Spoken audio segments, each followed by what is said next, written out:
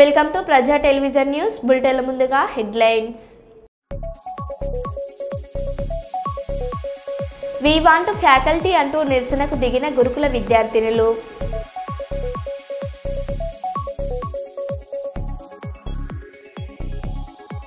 హైదరాబాద్లో భారీ వర్షం, నీట మునిగిన కాలనీలు.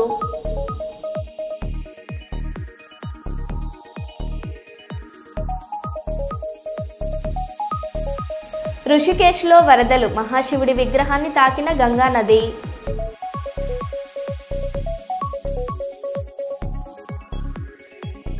హైదరాబాద్లో ప్రముఖ హాస్య నటుడు బ్రహ్మానందం ఇంట్లో తమిళ హాస్య నటుడు యోగిబాబు సందడి. శ్రీ కోదండ రామాలయంలో విశ్వ హిందూ పరిషత్ బజరంగ్ దళ్ ఆధ్వర్యంలో సామూహిక వరలక్ష్మి వ్రతం.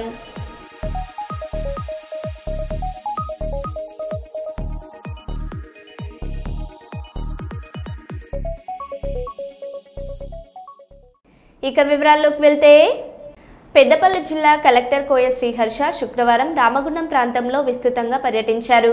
గోదావరిఖని జనరల్ ఆసుపత్రి, రామగుండం మున్సిపల్ కార్యాలయంలో ఆకస్మికంగా తనిఖీ చేశారు. ఈ సందర్భంగా జిల్లా కలెక్టర్ కోయ శ్రీహర్ష మాట్లాడారు.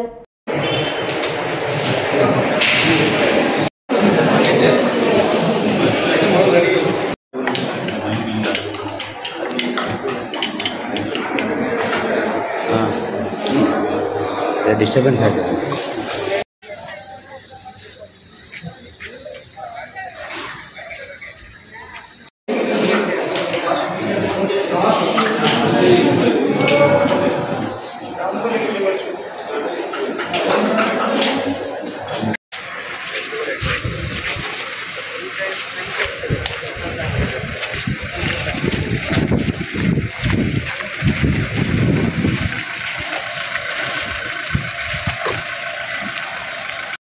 కమిటీ ఫామ్ చేసినాము. ఆ కమిటీ రిపోర్ట్ వస్తుంది. ఆ రిపోర్ట్ వచ్చిన తర్వాత డిస్ట్రిక్ట్ కలెక్టర్కి పంపించేస్తాం. అంటే పదే పదే ఇదే జరుగుతుంది కదా? అలాగా ఇది ఫస్ట్ టైం జరిగింది. అంతేనా? అంతకుముందు కూడా నర్సుల మీద ఇట్లా యాక్చువల్గా కొన్ని విషయాలు మాకు తెలిసినాయి ఈరోజు. దాన్ని బట్టి మేము వాళ్ళని చర్యలు తీసుకుంటున్నాము, ఇన్వెస్టిగేషన్ చేస్తున్నాము. తర్వాత పేపర్ రిపోర్ట్స్ కూడా, మీ రిపోర్ట్స్, న్యూస్ పేపర్ రిపోర్ట్స్లో కూడా చూసి మేము దీనికి నిజమా కాదా ఏంటి ఫ్యాక్ట్స్ తెలుసుకోవడానికి ఒక కమిటీ క్రియేట్ అయింది, ఫామ్ అయింది. ఆ కమిటీ ఇన్వెస్టిగేషన్ చేసి రిపోర్ట్ సబ్మిట్ చేస్తారు. ఆ రిపోర్ట్ బట్టి డెఫినెట్గా చర్యలు తీసుకుంటామండి. ఇక్కడ ప్రతి employee is should feel protected, should feel they should approach the higher authorities. వాళ్ళు భయపడకుండా మా దగ్గర వచ్చి వాళ్ళు ఏదైనా మనకి కంప్లైంట్ కానీ ఏదైనా ఇస్తే డెఫినెట్గా మాకు ఇక్కడ జెండర్ హెరాస్మెంట్ కమిటీ ఉన్నది, plus even employees redressal forum ఉన్నది. దాని ప్రకారం ఈ చర్యలు తీసుకుంటాం. దాని ప్రకారం ప్రొసీజర్ ఫాలో చేసి డెఫినెట్గా చర్యలు తీసుకుంటామండి. బట్ ప్రతి employee should reach out to the head of institution.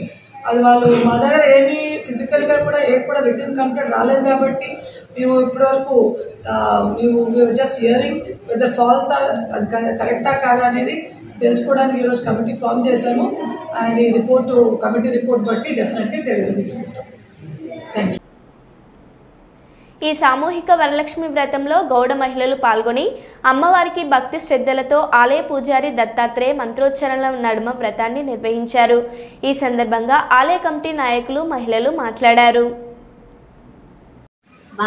भाग्या नामधेयस्य सतीश नामधेयस्य वंदना नाम्नीं अम्मुलो नामधेयस्य माता पितृभ्यो नमः अग्ने नमः सर्वेभ्यो महादेभ्यो ब्राह्मणेभ्यो नमो नमः. నమస్కారం చేసుకోండి. ఆ యొక్క అక్షతల్ని ఆ యొక్క స్వామి వారి వద్ద వేసి నమస్కారం చేసుకోండి. అక్కడ గణపతి వారి వద్ద వేసి నమస్కారం చేసుకోండి. శ్రీమన్ మహాగణాధిపతయే నమో నమస్కారం. श्री गुरुभ्यो नमः. हरि ओम. सर्वमंगल मांगल्ये शिवे सर्वार्थ साधिके शरण्ये त्र्यंबके देवी नारायणि नमोस्तुते. अंदरिकी नमस्कारमु. ఈ రోజు మన గోదావరిఖని పట్టణంలో శ్రీ హేమలాంబ రేణుక ఎల్లమ్మ దేవాలయంలో సామూహిక వరలక్ష్మి వ్రతాలు నిర్వహించబడినది. కావున ఇందులో పాల్గొన్న మహిళలందరికీ కూడా ధన్యవాదములు. రామగుండం నియోజకవర్గంలో గోదావరికని పెద్దపల్లి జిల్లా గవర్నమెంట్ హాస్పిటల్లో రేణుకాయలమ్మదేవి దేవాలయం కట్టుదాము. ఈరోజు వరలక్ష్మి సందర్భంగా మహిళల చేత కుంకుమాభిషేకము, వరలక్ష్మి వ్రతాలు చేయడం జరుగుతుంది. దీనికి పెద్ద ఎత్తున మహిళలు కూడా వాళ్ళకు రావడానికి వాళ్ళకు ధన్యవాదాలు తెలుపుకుంటూ ఈ కార్యక్రమాన్ని మా గౌడ పెద్దలు అందరూ దీన్ని నిర్వహించడంతో మాకు కూడా చాలా సంతోషంగా ఉంది. వాళ్ళకు దేవుడు ఎల్లవేళలా ఆ ఎల్లవ తల్లి ఎప్పుడు ఎంబడి ఉండాలని, వాళ్ళకు సకల కోరికలు బలము అన్నీ ఇవ్వాలని కోరుకుంటూ మా మహిళలకు కూడా మంచి ఎప్పుడు ఎల్లకాలం ఆరోగ్యాలతోటి పసుపు కుంకులతోటి వర్ధిల్లాలని కోరుకుంటున్నాం. ఇండియన్ పబ్లిక్ పాఠశాలలో యువ సంకల్ప ఫౌండేషన్ ఆధ్వర్యంలో ముందస్తు రాఖీ వేడుకలు ఘనంగా నిర్వహించారు. విద్యార్థులకు రాఖీ కట్టి సోదర భావాన్ని వ్యక్తపరిచారు. పాఠశాల ప్రిన్సిపల్ కృష్ణప్రియ, తుమ్మ రాజకుమార్లు మాట్లాడారు.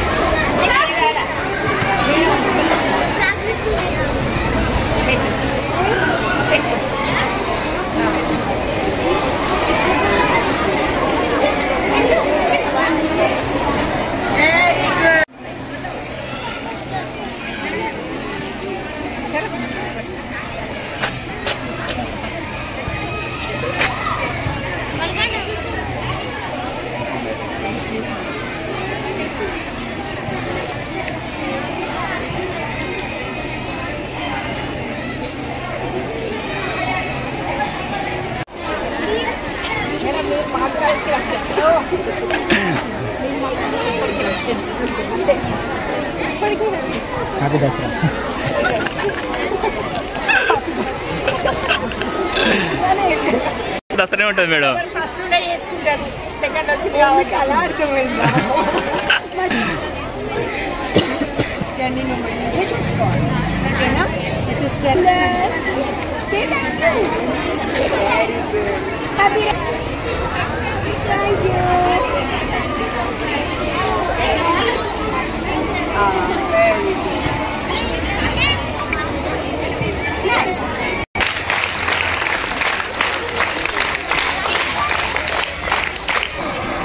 Today in our Indian Public School Sultanabad, we are celebrating Raksha Bandhan. So Raksha Bandhan as a part of our culture, protecting sister by brother is one of the important intention. Not just protecting, it's about the festival of brotherhood. So in order to tell our students what is our culture, we have done an activity. So wherein every year we are celebrating. So this year also our Rajkumar Anna came. With his help we are promoting this brotherhood festival here. Thank you so much Rajkumar Anna for coming here, and all my teachers, students and my dear. Rakhi Pournami అనేది నేను నీకు రక్ష, నీవు నాకు రక్ష, మనందరం దేశానికి ధర్మానికి రక్ష. మనకు ఆదర్శమూర్తి ఏపీజే అబ్దుల్ కలాం గారు. వారు మన మధ్య లేకపోయినా వాళ్ళ ఆదర్శాలు మన మధ్యన ఎప్పుడు ఉండాలనే సంకల్పంతో దేశభక్తిని పెంపొందడం కోసం, సోదరి భావాన్ని పెంపొందడం కోసం గత 27 సంవత్సరాల నుండి నా విద్యార్థి దశ నుండి ఈ రక్షాబంధ్ కార్యక్రమం నిర్వహిస్తూ వస్తున్నాము. ఈ చిన్నారులు ఇప్పటి దేశం పట్ల ప్రేమను, దేశం పట్ల భక్తిని పెంచుకోవడం వల్ల రానున్న రోజులలో దేశంలో ఒక మంచి ఉన్నత స్థానంలో ఉండేందుకు ఈ రక్షాబంధన కార్యక్రమాన్ని నిర్వహించడం జరుగుతుంది. ఈ రక్షాబంధన ఏమంటే అన్న చెల్లె కలిసి కట్టుకునేది, అక్క తమ్ముడు కలిసి కట్టుకునేది కాదు. దేశం కోసం, ధర్మం కోసం, మన అయితే నమ్ముకున్న సిద్ధాంతాల కోసం, ఈ యొక్క దేశాన్ని కాపాడడం కోసం మనంతా ఐక్యతగా ఉంటామని చాటి చెప్పడం కోసం కుల మతాలకు అతీతంగా నిర్వహించుకునే ఏకైక పండుగ ఏదైనా రక్షాబంధన్ కార్యక్రమం. ఇది ప్రతి సంవత్సరం ఇండియన్ పబ్లిక్ స్కూల్ స్థాపించినప్పటి నుంచి ఇప్పటివరకు ఇండియన్ పబ్లిక్ స్కూల్లో ఘనంగా నిర్వహించడం జరుగుతుంది. ఇక్కడ స్కూల్ యాజమాన్యానికి నేను ప్రత్యేక ధన్యవాదాలు తెలియజేస్తున్నాను. అలాగే రానున్న రోజులలో కూడా మన ఐక్యతను ప్రపంచ దేశాల్లో చాటి చెప్పాలంటే మనంతా ఒక సోదర భావంతో కలిగి ఉండాలని చెప్పి నేను మనస్ఫూర్తిగా కోరుకుంటున్నా. హైదరాబాద్ సిటీలో కుండపోత వర్షం కురిసింది. గురువారం సాయంత్రం 6:30 నుంచి 7:30 మధ్యలో గంట పాటు నాన్ స్టాప్గా కురిసిన వర్షానికి రోడ్లన్నీ చెరువులను తలపించాయి. లోతట్టు ప్రాంతాల్లో వరదనీళ్లు పొంగి పొర్లుతున్నాయి. ఐటీ కారిడార్లో ట్రాఫిక్ కారణంగా వాహనదారులు నరకం చూశారు.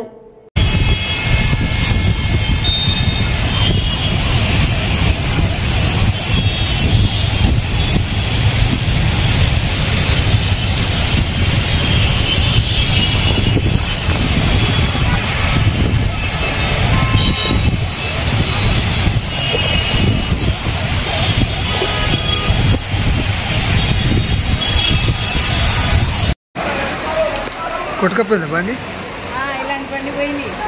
ఫస్ట్ పోయింది, ఎట్లా వచ్చింది, సముద్రం పొంగినట్టు పొంగినాయి, అంత నీళ్ళు వచ్చింది.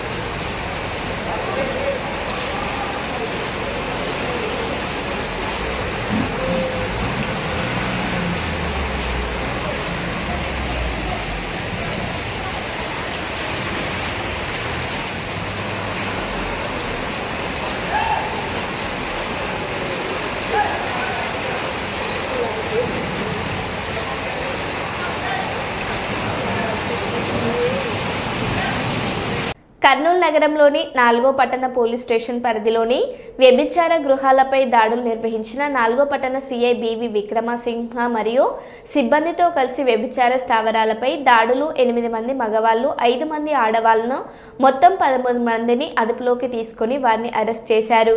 వారిపై కేసు నమోదు చేశారు. అనంతరం వారిని రిమాండ్కు తరలించినట్లు 4వ పట్టణ సిఐ బివి విక్రమసింహ తెలిపారు.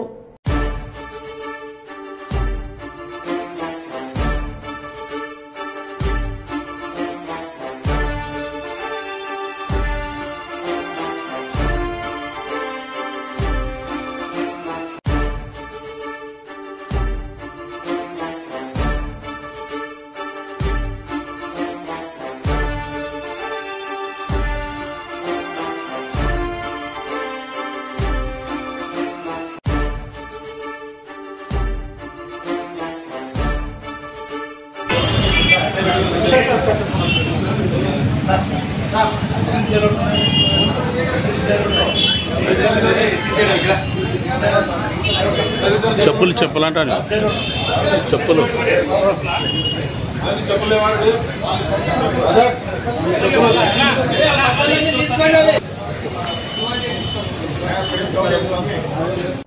బీసీ రిజర్వేషన్లను గురించి బండి సంజయ్ గారు మాట్లాడిన విషయంలో తర్వాత ఒక బీసీగా నాకు అర్థమైన విషయం ఏమిటంటే బీసీలకి 42% రిజర్వేషన్లు కావాలి అంటే దానిని 9వ షెడ్యూల్లో పెట్టాలి. 9వ షెడ్యూల్లో పెట్టాలి అంటే బీజేపీ పార్టీ మద్దతు అవసరం. బీజేపీ పార్టీ ముస్లింలు రిజర్వేషన్లను బీసీలతో కలిపి ఉంచడంను వ్యతిరేకిస్తుంది.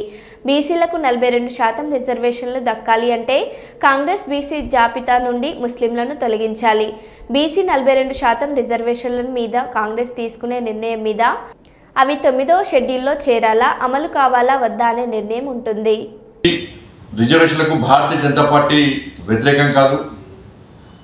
ఈ దేశంలో బడుగు బలహీన వర్గాల కోసం, అగ్రవర్ణాల్లో పేదల కోసం కష్టపడి పరితపించే పార్టీ, వాళ్ళను ఆదరించే పార్టీ, వాళ్ళని ఆహ్వానించే పార్టీ, వాళ్ళని ఆదుకునే పార్టీ నరేంద్ర మోడీ గారి నేతృత్వంలోని ఎన్డీఏ ప్రభుత్వం, భారతీయ జనతా పార్టీ అనే విషయాన్ని కాంగ్రెస్ పార్టీ గుర్తుంచుకోవాలి. వాళ్ళ ఇప్పటికే 27% రిజర్వేషన్లు బీసీలకు కేంద్ర ప్రభుత్వం, నరేంద్ర మోడీ ప్రభుత్వం స్థానిక సంస్థల ఎన్నికలు ఇస్తున్నది. కేవలం కాంగ్రెస్ పార్టీ ప్రభుత్వం ఇచ్చేది 5% మాత్రమే. 10% రిజర్వేషన్లు ముస్లింలకు ఇస్తున్నారు. 42% రిజర్వేషన్లో 10% ముస్లింలు, 5% మాత్రమే ఇలా బీసీలకు ఇస్తే దీన్ని బీసీ రిజర్వేషన్స్ అంటారా, ముస్లిం రిజర్వేషన్స్ అంటారా? కాంగ్రెస్ పార్టీ స్పష్టం చేయాలి.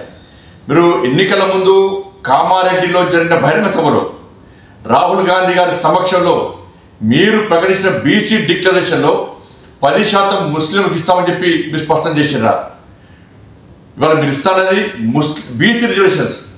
భారతీయ జనతా పార్టీ పూర్తిగా మీకు మద్దతు ఇవ్వడానికి సిద్ధం ఉంది. ఎప్పుడంటే పూర్తి 42% బీసీలకే ఇవ్వాల్సిన బాధ్యత మీ మీద ఉంది. కామారెడ్డిలో మీరు ఇచ్చింది బీసీ డిక్లరేషన్, ముస్లిం డిక్లరేషన్ కాదు. కానీ ఇవాళ మీరు అమలు చేయాలనుకుంటున్నది ముస్లిం డిక్లరేషన్ అమలు చేసే ప్రయత్నం చేస్తున్నారు. అందుకే మీ వెంట బీసీలు వస్తలేరు. తెలంగాణ రాష్ట్రంలో బీసీలు వాస్తవాలు గ్రహించారు. కాంగ్రెస్ పార్టీ కేవలం వాళ్ళు ఉద్ధరించేది ముస్లింలు తప్ప మా బీసీల గురించి కాంగ్రెస్ పార్టీ పట్టించుకునే ప్రయత్నం చేస్తలేదని చెప్పి ఈరోజు బీసీలు గ్రహించారు. కాబట్టి కాంగ్రెస్ పార్టీ వెంట బీసీలు వస్తారన్న విషయాన్ని కాంగ్రెస్ పార్టీ ఇప్పటి కూడా గ్రహించకపోవడం నిజంగా మూర్ఖత్వం. ఇవాళ బీసీలకు మొదటి నుంచి కూడా 50 ఏళ్ళ కాంగ్రెస్ పార్టీ పాలనలో ఏ రోజు ఒక బీసీని ప్రధానమంత్రి చేయలేదు. తెలంగాణ ఉమ్మడి ఆంధ్రప్రదేశ్లో కానీ తెలంగాణ రాష్ట్రం ఏర్పడ్డాక కానీ ఏ ఒక్కరు కూడా ఇలా బీసీని ముఖ్యమంత్రి చేసిన సందర్భాలు లేవు. వాళ్ళ 27 మంది బీసీ ఎంపీలను మంత్రులు చేసిన ఘనత నరేంద్ర మోడీ గారి ప్రభుత్వాన్ని.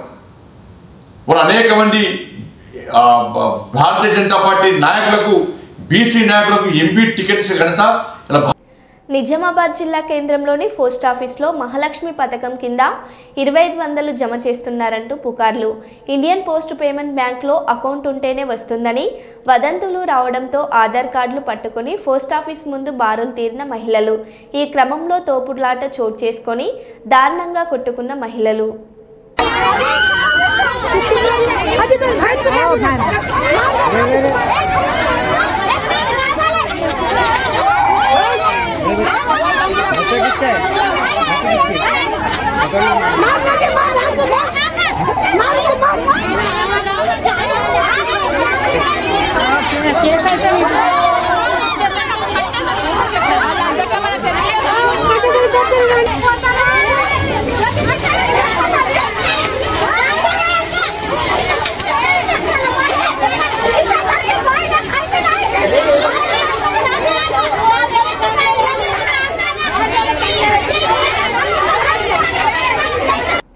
భూపాలపల్లి మాజీ ఎమ్మెల్యే గండ్ర వెంకటరమణారెడ్డి గణపురం మండలంలోని ఘనసముద్రం చెరువుని భూపాలపల్లి నియోజకవర్గ బీఆర్ఎస్ పార్టీ నాయకులతో కలిసి సందర్శించారు.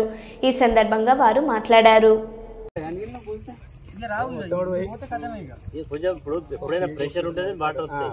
ఇప్పుడు కింది లెవెల్ నీళ్ళు స్లోగా కిందికి వస్తాయి. తర్వాత తాగునీటి కూడా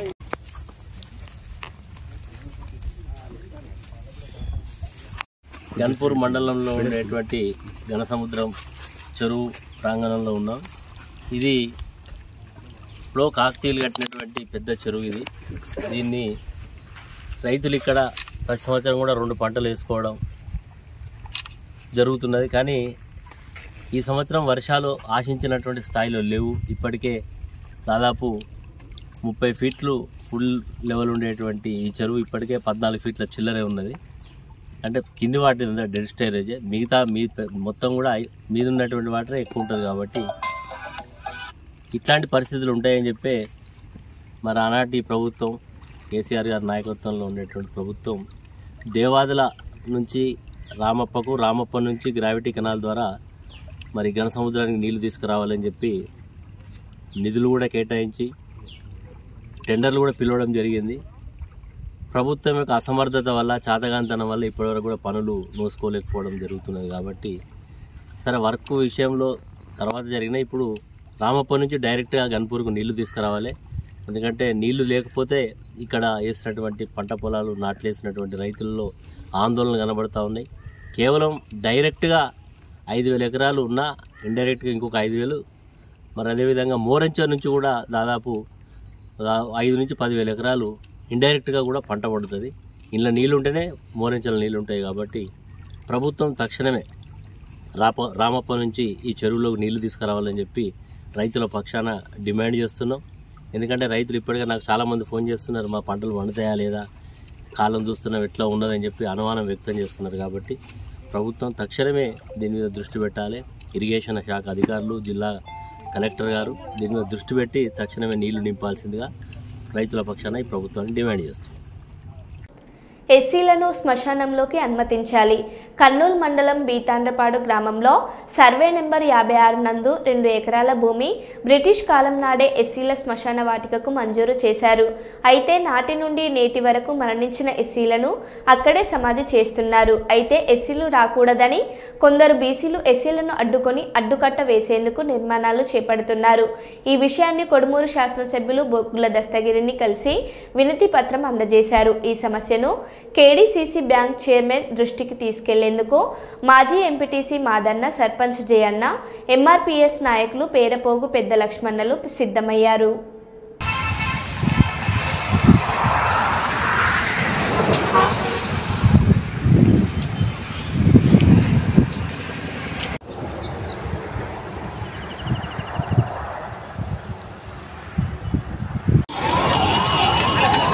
అన్నా మజ్జిగ అడకదా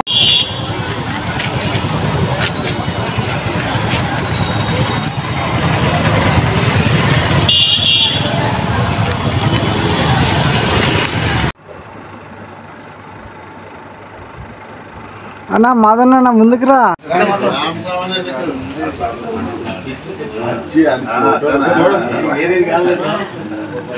గ్రామంలో శ్మశాన వాటికలో ఎస్సీలని బూడ్సకూడదని చెప్పేసి బీసీలంతా గేటు పెట్టి కాంపౌండ్ వర్గాలు కట్టి తాళం వేసుకుంటున్నారు. కాబట్టి అక్కడ ఎస్సీలకు కూడా కొంత 2 ఎకరాలు ఉంది, 1 ఎకరా ఎస్సీలకు కేటాయించవలసిందిగా కర్నూలు మండలం బీతాండ్రపాడు గ్రామంలోని సర్వే నెంబర్ 56లోని బదల గ్రౌండ్ ఉన్నది. అది ఎస్సీ కాలనీకి 1920 ఇళ్ళు ఇచ్చారు.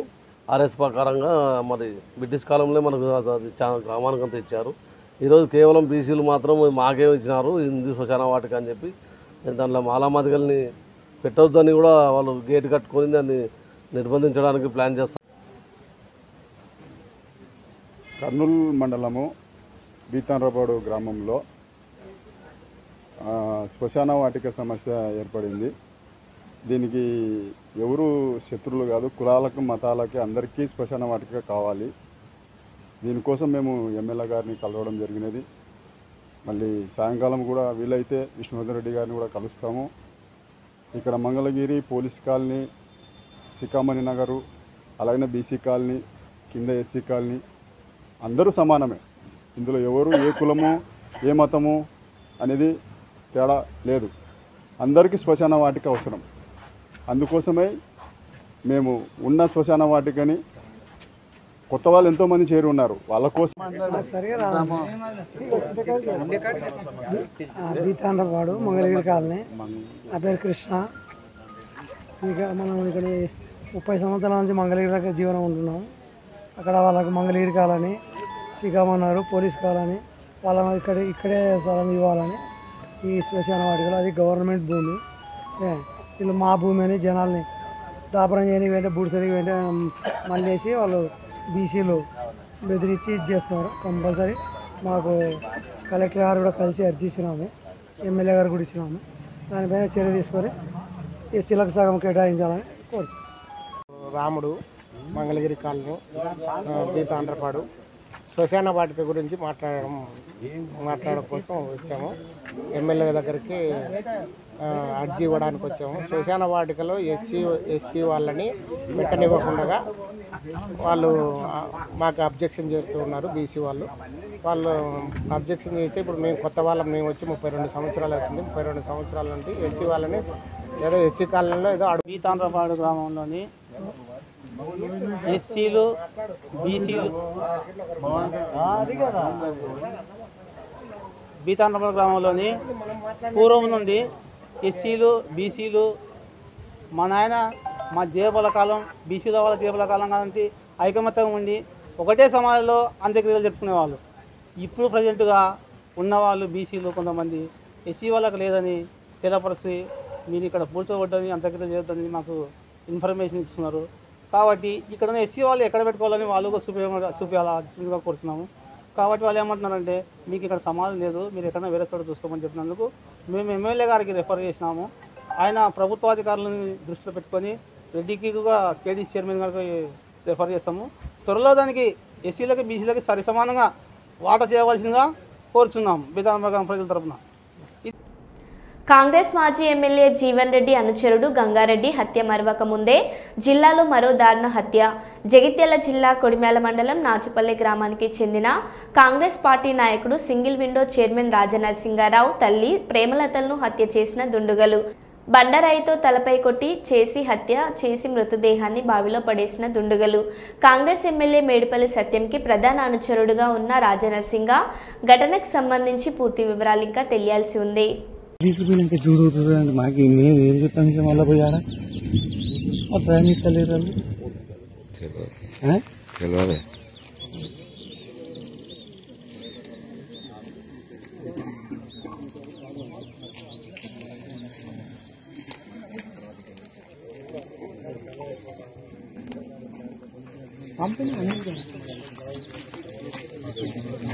పర్స్ వస్తలేదు చూడు పర్సుకి.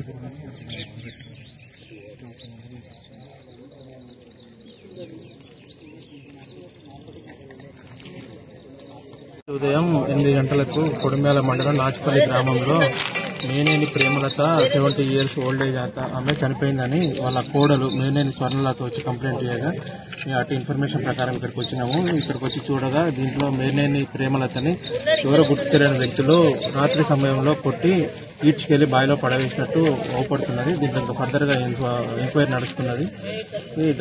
తర్వాత విషయాలు తర్వాత తెలియదు. మరో బులెటిన్లో మళ్ళీ కలుద్దాం. Stay tune.